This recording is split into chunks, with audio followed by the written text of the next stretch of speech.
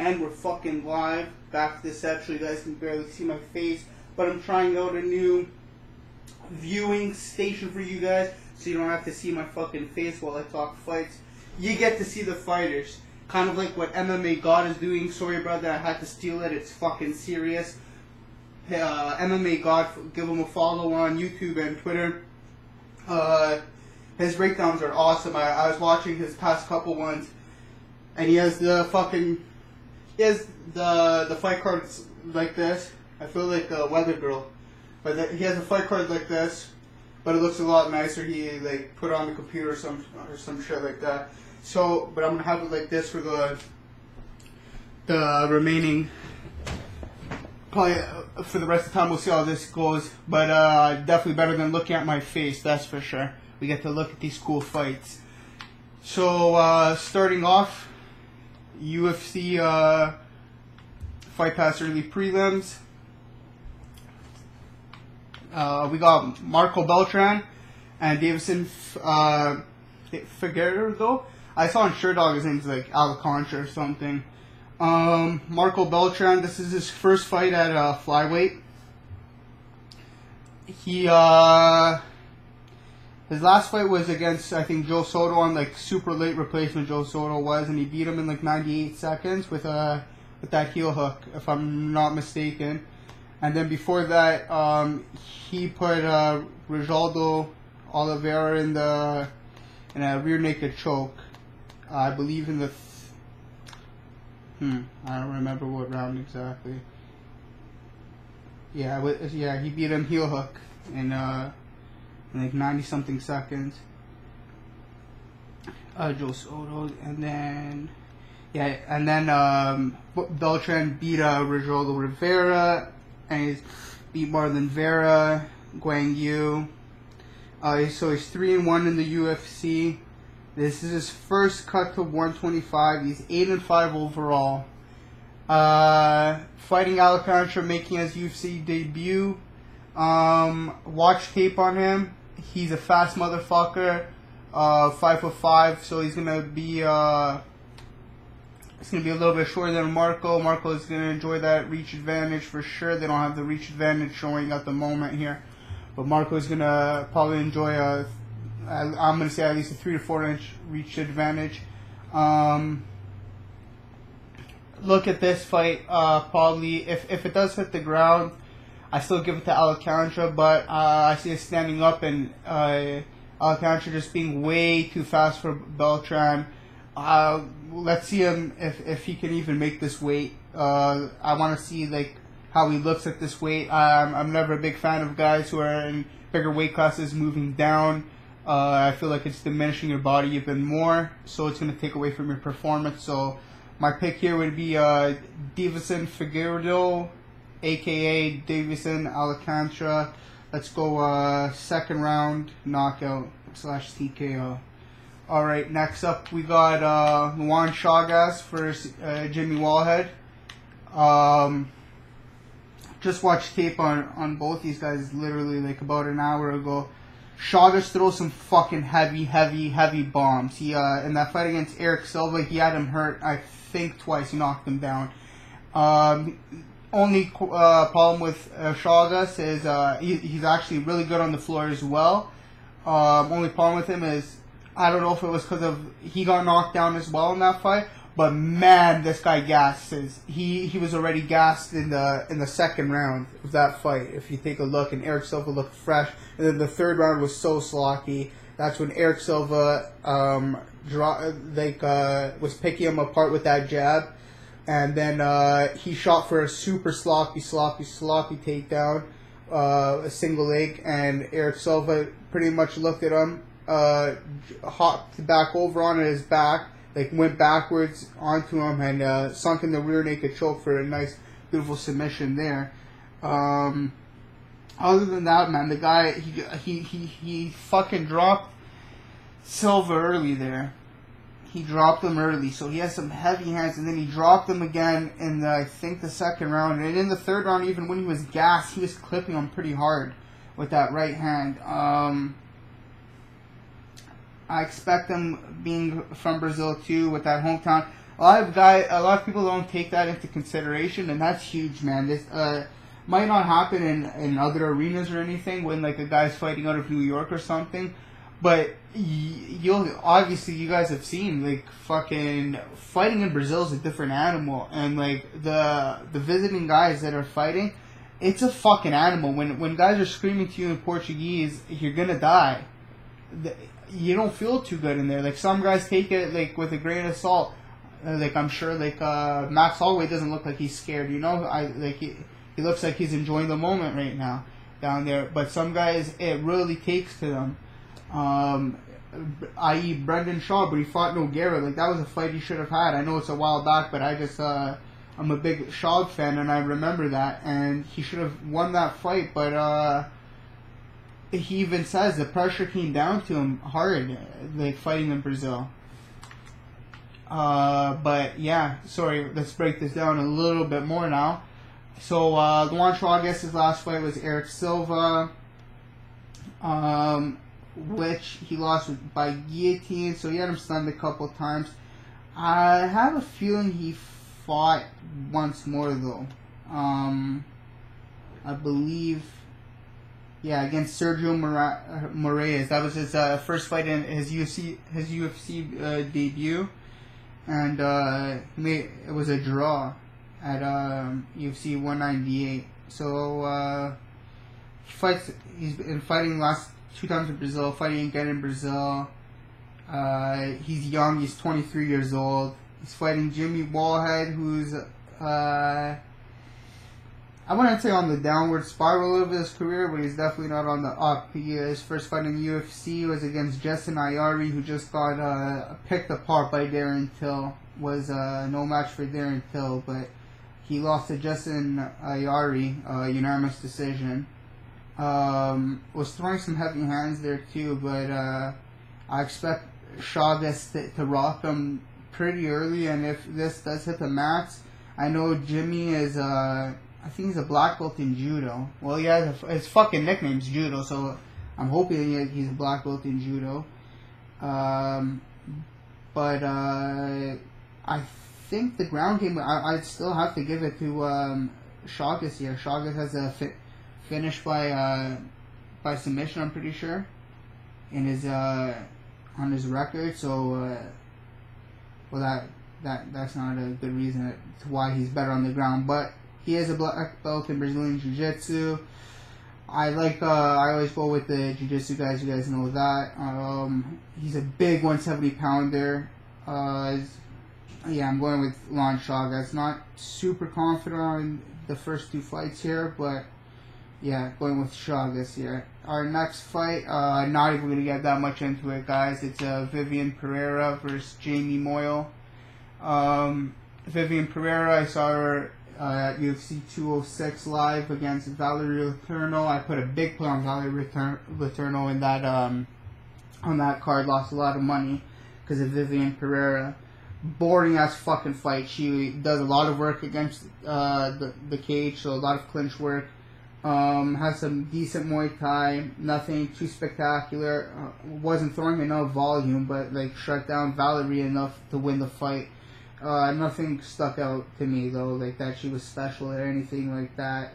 She is 12-0 though, and she is going to be fighting in her hometown of Brazil. But Jamie Moyle is no slouch.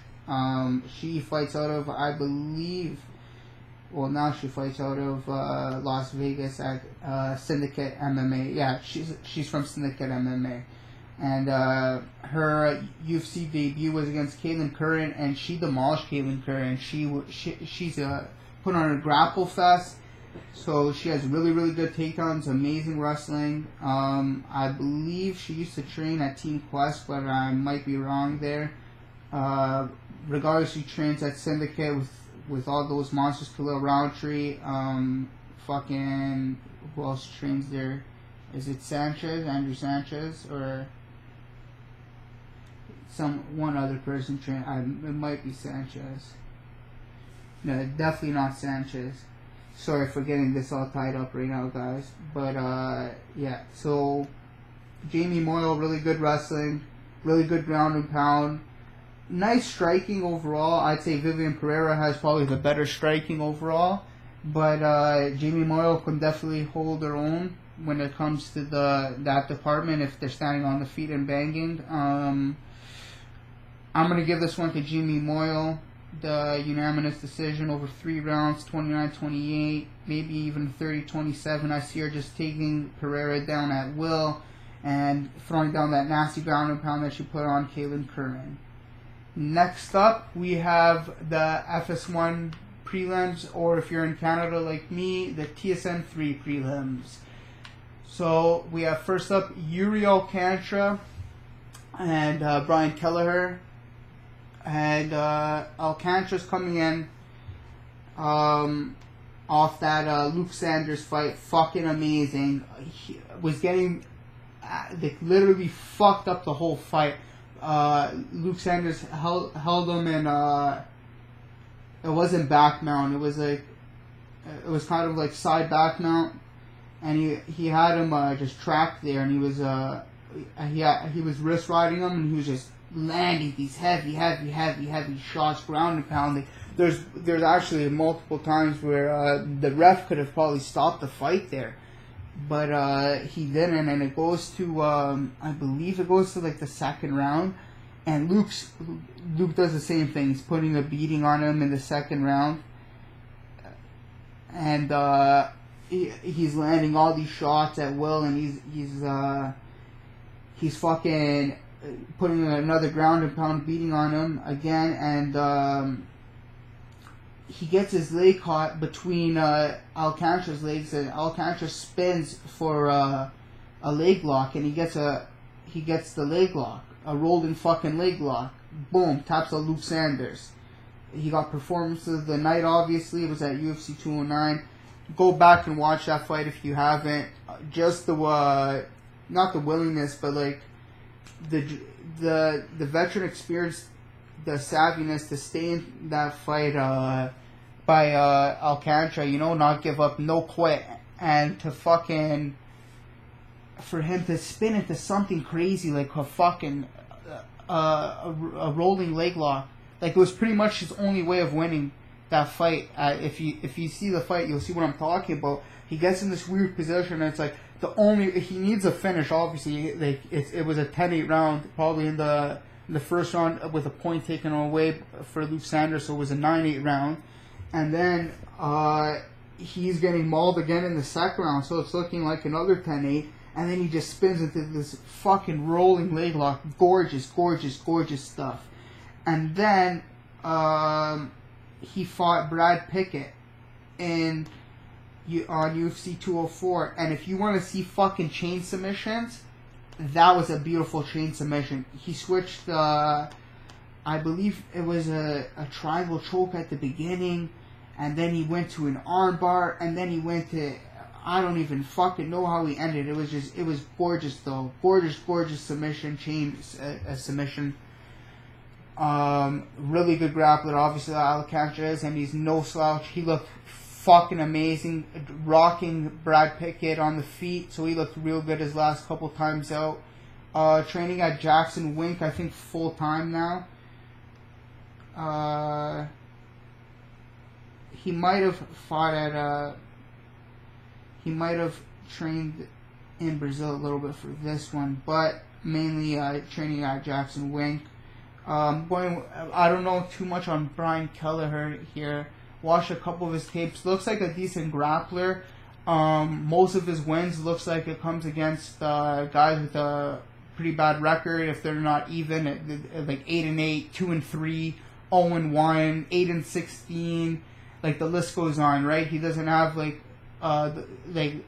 granted, he beat Julio Arce, who was the Ring of Combat champion, I believe, and Julio Arce's only 2 losses are against Brian Kelleher, so he does have that. But other than those wins, Andre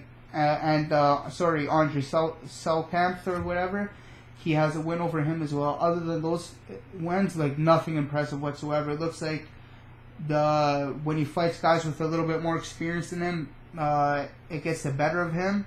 He did look good in the Julio Arce fight from the little footage I've seen from the highlights. but I'm gonna have to go with Alcantra here, guys. I have Alcantra in a parlay, 2.5 unit parlay parlayed with a couple fights later in the card. But yeah, I do have him a 2.5 unit parlay, Yuri Alcantra, and I think he wins by first round, if not second round submission. Next up, we got Johnny Eduardo and Matthew Lopez. Johnny Eduardo was the striking coach actually at Nova União, so he's the striking coach for Jose Aldo, Henry Barral, all those guys at Nova União.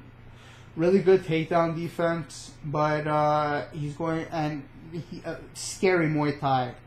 Doesn't throw enough volume, I think, with his hands. Really, really nice leg kicks though. He'll eat up your leg, tear it up in less than a round.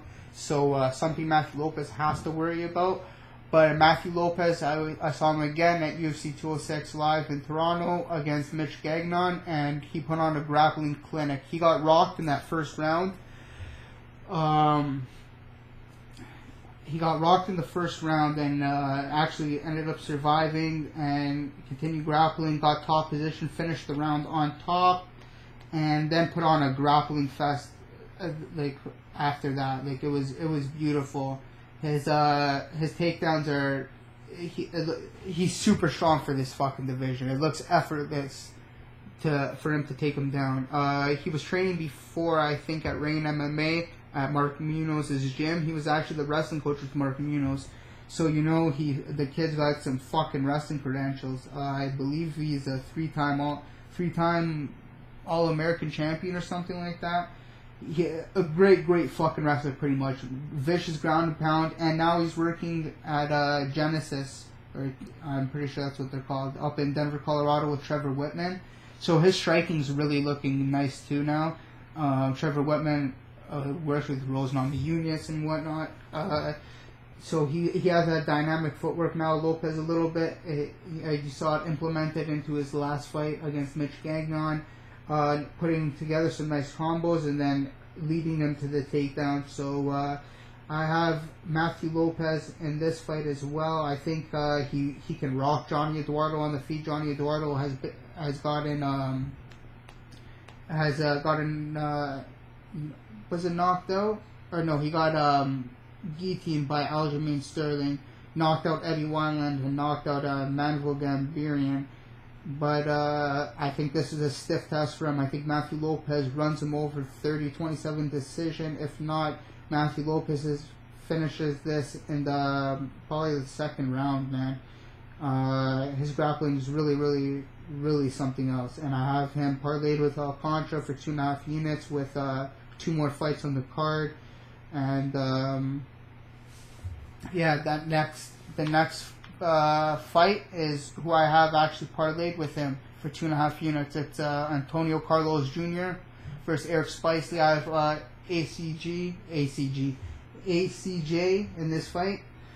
I think his striking's way better than Spicely. His grappling's better. He's just a better fighter overall. Spicely has those 2 wins over Thiago Moreta and who's his last one against? Di Chirico.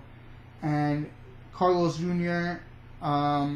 Just beat Marvin Vittori, went all 3 rounds, looked dominant, and then with like fucking 10 seconds left on the clock or whatever, he beat Augusto Leleco, right, at Poirier vs. Johnson in Hidalgo, Texas, not too long ago, late last year.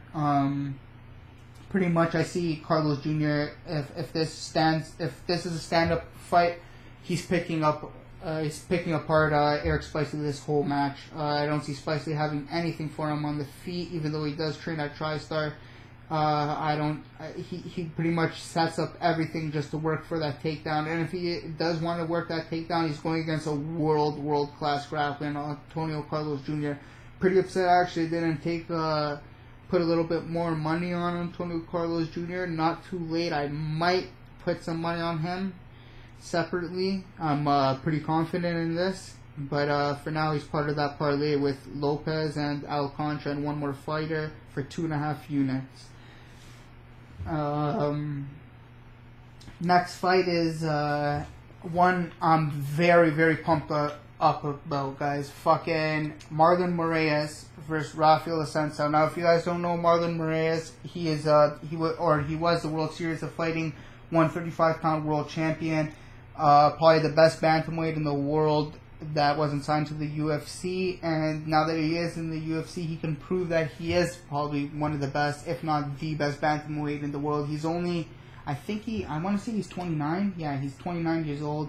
And he can beat you anywhere. He can beat you standing up. Once it hits the floor, his jiu-jitsu is fucking incredible. His striking is incredible. He works with Mark Henry. He has really good wrestling. His main training partner is Frankie Edgar. So he's from that camp. I love Mark Henry type fighters too. He throws really nasty combos and feints really well. Gets out of the way of strikes. Like he's just really technically sound on the feet and super technically sound on the floor. I see no holes. I see him doing everything Rafael Assuncao does, but better. Assuncao has a good jab, a pretty good boxing game, and pretty good on the floor. But I see Marlon being like the better version of him, and he's younger, so I think that plays in his favor. I think Assuncao's been in some wars, and not wars, but he did maybe that TJ Dillashaw fight.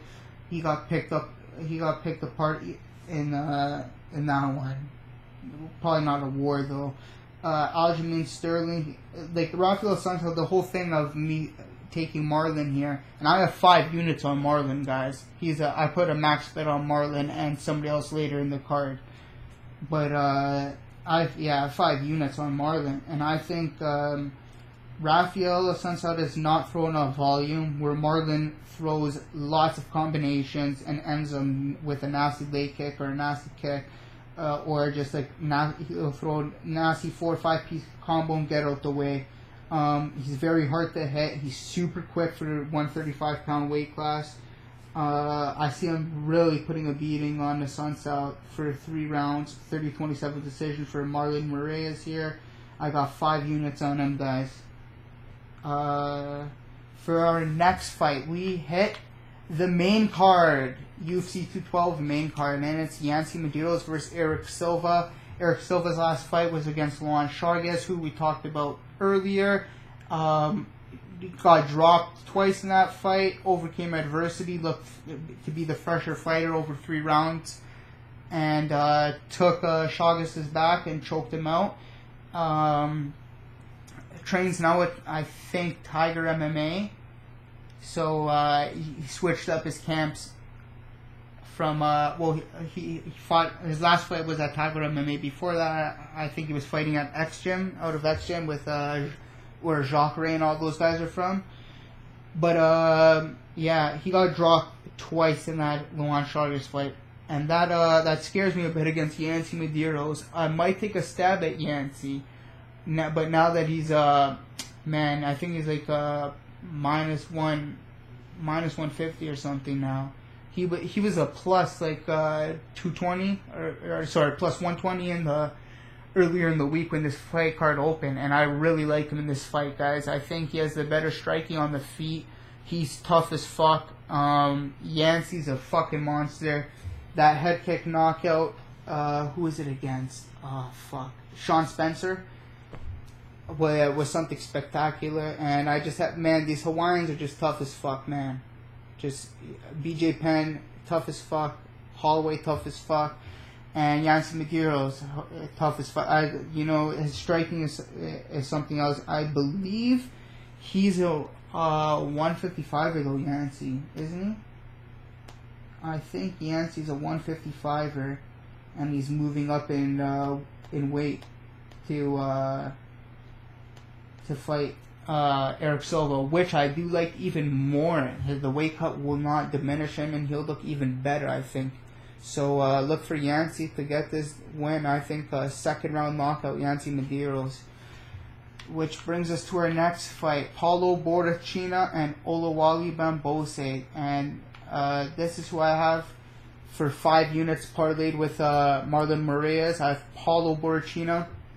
If you guys watch his fight against Gareth McKellen, he put a fucking beating on him, and he was like, the way he fights is it kind of like that, like brash Muay Thai, like when you throw a shot, he shakes his head and tells you like it doesn't even fucking hurt him.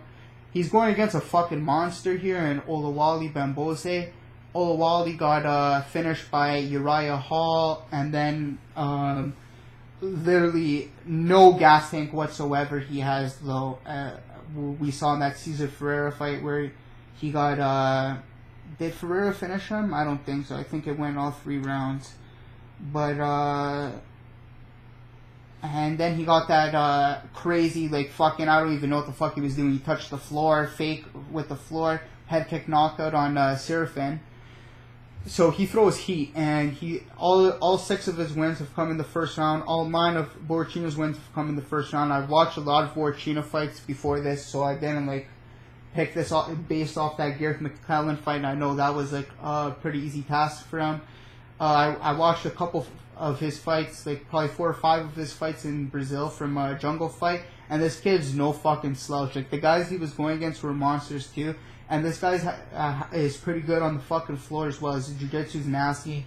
He has really good takedowns, which is something Bamgbose is not good at. He has no good defensive grappling whatsoever. He gets taken down at will. So I see Borrachinha clipping Bamgbose early, honestly, and knocking him out. And if that doesn't go his way, I see him pressing him up against the cage and taking him down, and relentless, just fucking relentless ground and pound until the ref comes in and stops this one. Look for Borrachinha to really make a statement here and move up in the ranks on the main card here. His first fight was on Fight Pass, now he's on the main card, so big step up. And his hometown, well, I don't know if it's his hometown. He's from Brazil, but where in Brazil is he from? Let's check, guys. Okay, he's from Belo Horizonte, so he's not from Rio de Janeiro, but nevertheless, the hometown, he's definitely the hometown favorite, and I guess I'm thinking those jitters are going to get to Bamgbose a little bit, man. I think Borrachinha is going to be getting in his head, telling him that this is his octagon. If you saw, that's what he was doing to McKellen the last time out. Sorry guys, give me a second. Yeah, other than that, I do see a way for Bamgbose to win if he gets a knockout on Borrachinha, but I've seen Borrachinha's chin tested throughout the jungle fights, and if you watch the Ultimate Fighter Brazil, he fought 3 rounds actually. That's the only time you get to see him fight 3 rounds. Super young. He was like 20 years old. He's still young now, the kid, but he's 20 years old. He gasped pretty hard in that 3rd round. He like couldn't even get up after the fight, but his takedowns are relentless, and you can see that even in that fight when he got tagged a little bit, this guy's got a fucking chin. He doesn't stop coming forward, so I see him knock out Bamgbose, guys, and I have him parlayed with Marlon Moraes for 5 units, max bet right there, guys. Next up, we got the fucking retirement fight of Vitor, the Phenom Belfort against Nate the Great Marquardt. This is easy pass for me, guys, but I will still break down this fight. Vitor has not looked good in his last couple fights. Obviously, he's been fed to the wolves, the young wolf of Kelvin Gastelum. Then he lost to Gegard Mousasi. Then he lost to Jacare. And then before that, it was the main event for UFC Fight Night when he knocked out Dan Henderson in Brazil with that nasty head kick, and then he finished him up on the floor. So he's like, what, 1-3 in his last 4? Not too special. He's not going against someone See, Nate Marquardt has a lot of power too, so this could end in the first round for either guy, because Vitor, everybody knows Vitor's first round is the most dangerous round. Like, not still probably, but in the TRT days, definitely. Still to this day, one of the most dangerous. He has fucking 5 of the night knockout of the nights, and then 1 performance of the night bonus too. I see Vitor really boxing him up, Nate Marquardt up. Nate probably getting a few takedowns. If he does, he's going to land some ground and pound. I see that happening, so he'll probably win a round.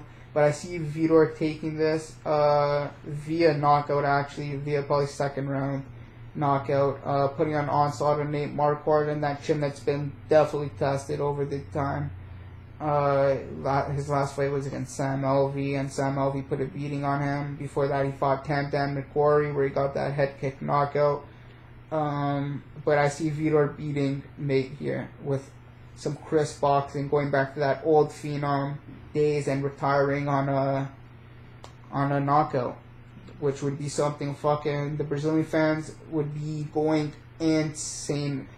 Just listen to the crowd when Vitor comes out for this one, because this is his last fight. They're gonna go in fucking insane for Vitor.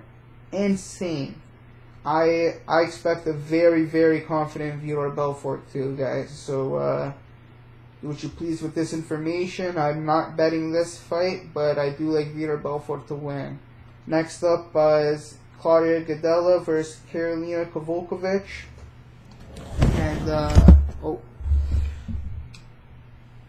sorry guys, messed up there. I have to go back to the fight card. But yeah, next up is Gadelha versus Kowalkiewicz, and that's who I actually have for the last part of the 2.5 units with who did I have on there? Alcantara, Lopez, Carlos Jr., and Gadelha for 2.5 units. So to win, I think like 7.2 units or something, or 7.1 units. So it's a pretty nice parlay.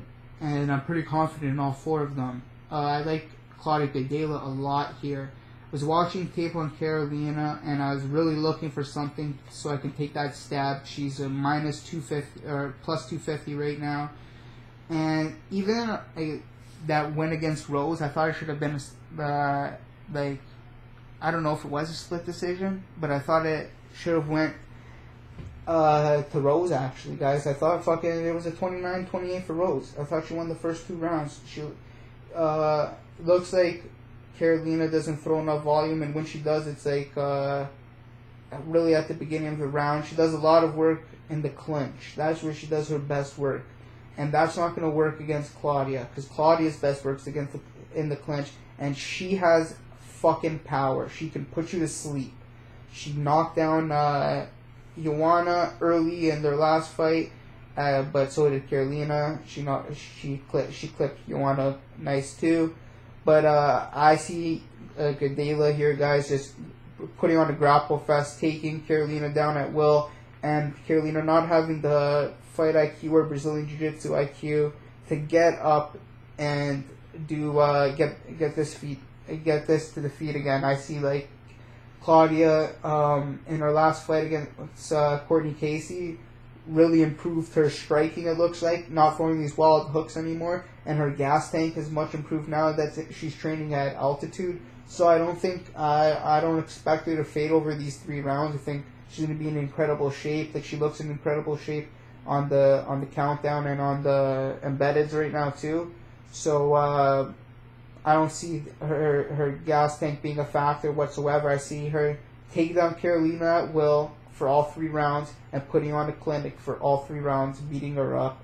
And this being a 30-20, I give it a 30-26, maybe 30-27.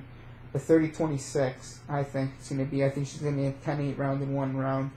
And I'm very confident with Claudia Gadelha too. Which brings us to the main event, guys. Jose Aldo versus Max Holloway. So Max is the interim champ. Jose is the real champ. And Max wanted this fight back in February when after he beat Pettis. the onslaught he put on Pettis during that fight, the combos and like the diversity of his strikes. This guy threw a flying leg kick, like a jumping leg kick. It was something incredible. Like the diversity of his strikes and like his judo sweeps and his fucking takedowns and his takedown defense is incredible. Max is something else, and he's the real fucking deal. At 25 years old, this kid is no slouch. He's long, he's rangy. He puts together combos real fucking crisp, and he's no slouch on the ground. And I see him really piecing up Jose Aldo here, guys. I see him piecing up Jose Aldo over the 5 rounds, though. I don't know if he gets a finish. If he does, it'll be probably a 5th round finish, maybe a 4th round. I think it's gonna be a late finish, like when Jose tends to fade over 5-round fights. If you see the I.E. Chad Mendes fight, which was a fucking war, is another reason I'm taking Holloway here. Jose Aldo's been in some wars, and ever since that Conor McGregor fight, it's like it took away his invincibility of being that unstoppable force, that guy who wasn't beaten in over a decade. Conor took that away from him, and ever since that fight, it's like Jose Aldo's been chasing Conor. I know he looked good against Frankie. He didn't look great against Frankie. I rewatched the fight. He didn't look great against Frankie, even though it was unanimous decision. It should have been 48-47, not 49-46. But from what I think, though. But that Conor fight, I think, changed him a bit, and I think Max has that same swagger. Not maybe like the brashness of Conor, of like the way the shit talking, but like the confidence factor. Max is there, man. He's fucking down. He said we have to go down to Rio to fight him. We have to fight this guy in his own hometown. So kings go to other kings' villages to take their crowns. That's what Max said, and I'm super confident in Max. I know Max is super confident coming into fight week. Jose, this is going to be a good fight, guys. This is probably fight of the night, I'm thinking. I think it lives up to the hype. One of the best fights of the year so far, it should be. I think it goes all 5 rounds, and I think Max gets a nice, I'd say 49-46, but they're in Rio, so it might be a 48-47 decision for Max Holloway. And new featherweight champion of the world, Max Blessed Holloway. So I have 4 units on Max Holloway, actually, guys, as well. So let's recap these bets real quick. We got 4 units on Max Holloway. We got 2.5 units on Claudia Gadelha with Antonio Carlos Jr., Matthew Lopez, and Yuri Alcantara. And then we got 5 units on Paulo Borrachinha and Marlon Moraes. We have 5 units there. And then we have 4 units. I didn't even mention this one, guys. We have 4 units on the over 4.5 rounds here. That's why I think he's going to finish him late. I put that just in case he finishes him late, but I do think this fight is going to the decision. So it's the over 4.5 rounds for the Max Holloway Jose Aldo fight, and then over 2.5 rounds for Claudia Gadelha and Karolina Kowalkiewicz. I have them parlayed for 4 units, guys. So once again, 4 units here, 2.5 unit parlay for Alcantara, Matthew Lopez, Carlos Jr., Gadelha, and then 4 units on the overs for these 2 fights here, Aldo and Holloway, Gadelha, Kowalkiewicz, and then 5 units on Marlon Moraes and Paulo Borrachinha. I'll put the rest of who I think is going to win in the description, as I usually do, with timestamps. But until then, hope everyone has a great fucking weekend. Enjoy these fights. They're fucking awesome, all of them. Hope this video was a little bit better. I know, like, how long did we go? We went almost 40 minutes. Big fight card to break down, though, guys. Great card overall.